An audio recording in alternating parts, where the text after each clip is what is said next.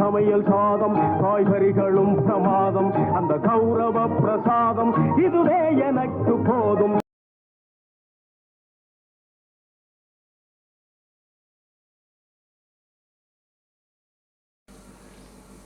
Hi friends, எல்லோரும் எப்படி இருக்கீங்க? காரைக்குடியிலேருந்து கார்த்திகா. இன்றைக்கி செட்டிநாட்டு பாரம்பரிய சமையலில் என்ன பார்க்க போகிறோம் அப்படின்னா, செட்டிநாட்டு மட்டன் சுக்கா எப்படி ரெடி பண்ணுறது அப்படின்னு பார்க்க போகிறோம். ரொம்ப சிம்பிளான மெத்தடு, ரொம்ப டேஸ்ட்டான ரெசிபியும் கூட.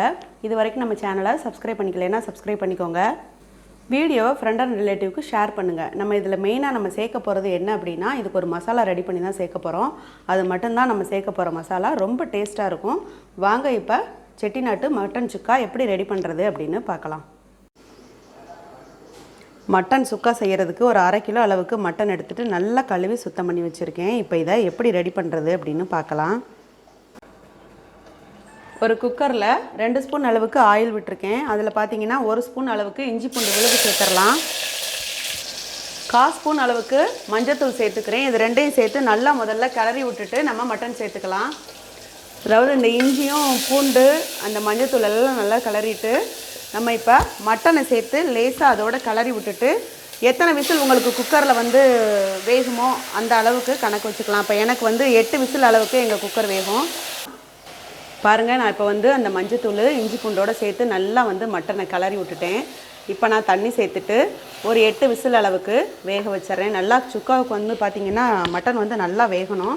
இப்போ நான் மட்டன் மூழ்கிற அளவு தண்ணி சேர்த்துக்கிறேன். அதில் சேர்த்துட்டு விசில் வந்த பிறகு பார்க்கலாம். இப்போது குக்கரில் 8 விசில் நான் மட்டன் இறக்கி வச்சுட்டேன். ஒரு பாத்திரம் காய வச்சுருக்கேன். அதில் நான் ஆயிலெலாம் விடலை. 1 ஸ்பூன் அளவுக்கு சோம்பு சேர்த்துக்கலாம். 1 ஸ்பூன் அளவுக்கு ஜீரகம் சேர்த்துக்கிறேன். 1 ஸ்பூன் அளவுக்கு மிளகு சேர்த்துக்கிறேன். ஒரு 5 வரமிளகா, 6 கிராம்பு,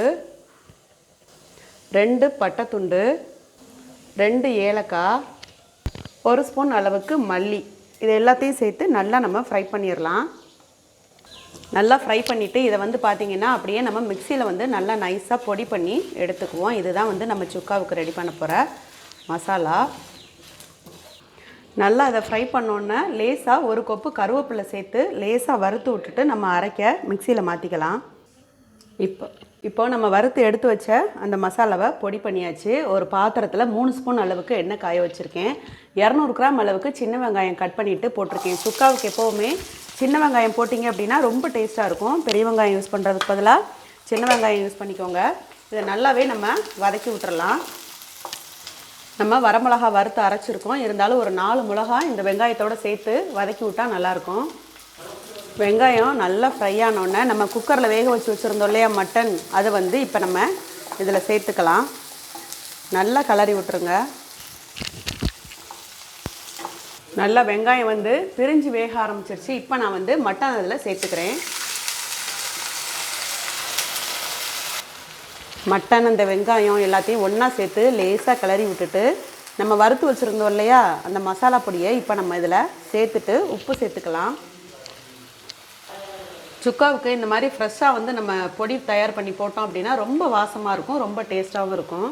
மசாலாவை போட்டுட்டு தேவையான அளவு உப்பு சேர்த்து நல்லா அந்த மசாலா வெங்காயம் அந்த மட்டன் எல்லாத்தையும் ஒன்றா அந்த உப்போடு நம்ம கிளறி விட்டுட்டு அப்படியே மூடி போட்டு ஒரு 5 நிமிஷம் நம்ம அடுப்பை ஸ்லோ ஃப்ளேமில் வச்சுட்டு வேக விடுவோம். ஏன்னா அந்த மசாலாவோட வாசம் அந்த மட்டனில் அப்படியே நமக்கு கிடைக்கணும். அப்போ தான் செரிமானமும் ஆகும், நல்லா டேஸ்ட்டாகவும் இருக்கும்.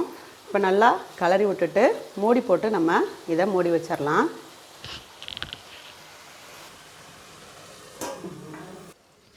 பாருங்கள், இப்போ நான் அடுப்பை ஸ்லோ ஃப்ளேமில் தான் வச்சு வேக வச்சுருந்தேன். எப்படி சூப்பரான வாசம், நல்ல வாசமாக இருக்குங்க. இது எண்ணெய் பிரிய ஆரம்பிச்சிருச்சு நம்மளுக்கு. இப்போ நல்லாவே சூப்பராக ரெடி ஆயிடுச்சு, ரொம்ப வாசமாக இருக்குது. இப்போ நம்ம இதில் கருவேப்பிலை கொத்தமல்லி போட்டுட்டு சாப்பிட பரிமாறிக்கலாங்க. ரொம்ப ஈஸி, ரொம்ப சிம்பிள், ரொம்ப டேஸ்ட்டு அந்த மாதிரி இருக்கும். ஏன்னா சின்ன வெங்காயம் போட்டிங்க அப்படின்னா தான் அந்த டேஸ்ட்டு கொடுக்கும்.